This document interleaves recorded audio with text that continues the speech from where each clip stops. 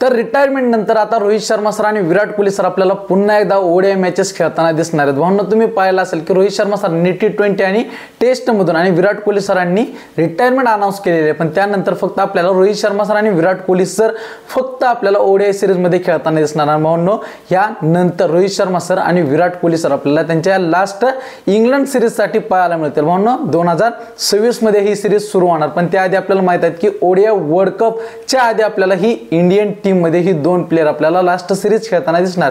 BCCI ने road map मध्ये काही चेंजेस केलेले दिसत आहेत, ज्यामध्ये तुम्हाला माहित आहे की 2026 पासून याची सुरुवात होणार आहे। त्याआधी आपल्याला रोहित शर्मा सर आणि Virat Kohli sir last England सिरीजची तयारी करताना दिसत आहेत। बीसीसीआय ने 2027 च्या ओडीआय वर्ल्ड कप साठी त्यांचा रोड मॅप मध्ये थोडे चेंजेस केलेले आहेत आणि त्यामध्ये आपल्याला यामध्ये 2026 मध्ये व्हाईट बॉल मॅच होणार आहे, ज्यामध्ये 5 T20 आणि 3 ओडीआय मॅचेस होणार आहे, ज्यामध्ये पहिल्यांदा 1 जुलै ते 11 जुलै पासून मॅचेस चालणार आहेत आणि दुसऱ्या बाजूने ओडीआय मॅचेस 14 ते 19 जुलै पासून चालणार आहे। T20 वर्ल्ड कप आधी दुसरी लास्ट सिरीज ज्यात 24 मॅचेस होणार आहेत आणि भावनो ही सिरीज आपली ऑस्ट्रेलिया विरुद्ध सुरू होणार आहे। भावनो यानंतर 2027 च्या ओडीआय ची तयारी होणार आणि याच नंतर आपल्याला रोहित शर्मा सर आणि विराट कोहली सरांची रिटायरमेंट पाहायला मिळणार।